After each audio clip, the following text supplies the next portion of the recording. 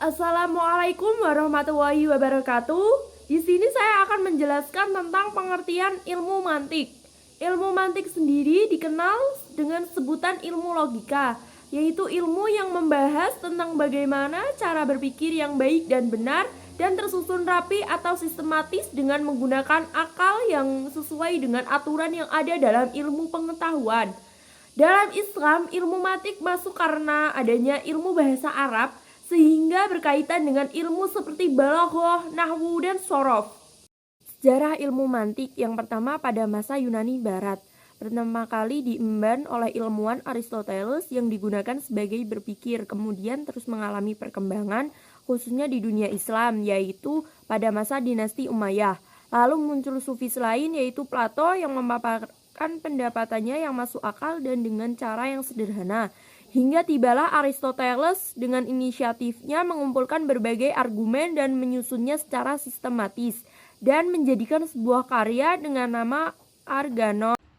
Dari penjelasan tersebut, namun ada juga ilmuwan muslim yang justru menerima kedatangannya.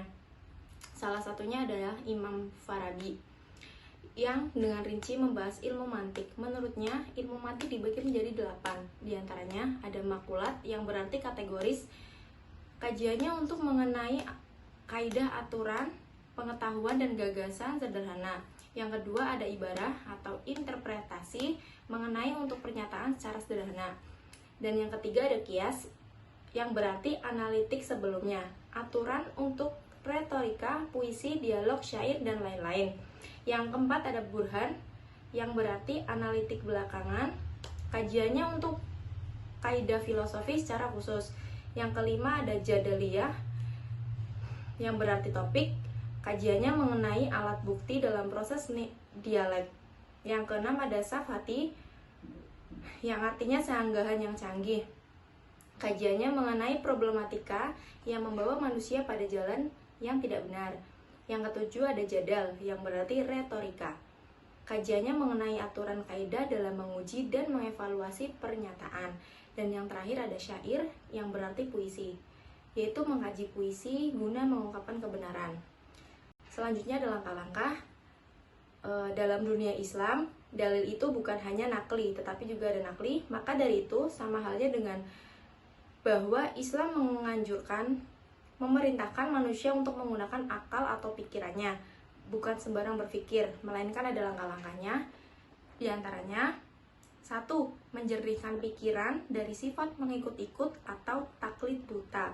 Yang kedua ada mencari realitas yang sesungguhnya sesuai dengan data yang ada.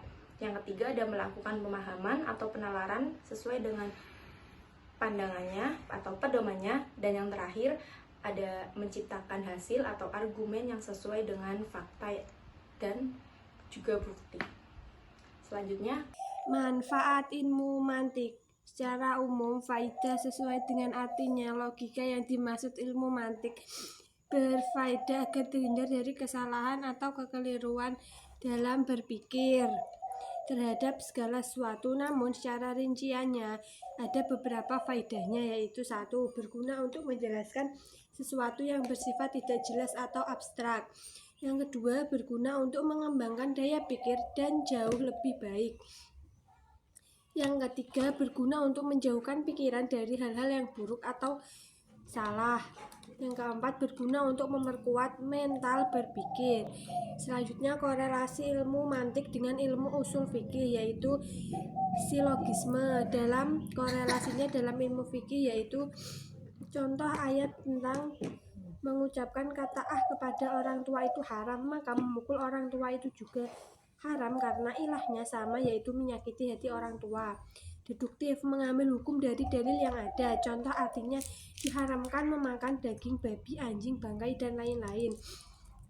Selanjutnya yaitu induktif, mengambil hukum dari dalil yang ada tapi dikembangkan lagi. Contohnya ayat sesungguhnya khamr itu haram, maka walaupun hanya sedikit itu haram. Yang keempat, qiyas, menetapkan hukum yang tidak ada dalilnya dalam Al-Quran. Contohnya kasus dilarang jual beli pada saat azan, maka hal ini bukan hanya untuk jual beli saja, tetapi semua kegiatan lain karena sholat Jumat akan segera dilaksanakan. ilmu mantik sendiri yaitu merupakan ilmu yang membahas tentang cara berpikir yang baik, benar, dan tersusun rapi atau sistematis dengan menggunakan akal yang sesuai dengan aturan yang ada dalam ilmu pengetahuan. Dalam Islam, ilmu mantik masuk karena adanya ilmu bahasa Arab sehingga berkaitan dengan ilmu seperti balaghah, nahwu, dan syaraf. Ilmu mantik ini dikembangkan oleh Aristoteles di masa Yunani dan mulai berkembang di dunia Islam pada masa Umayyah.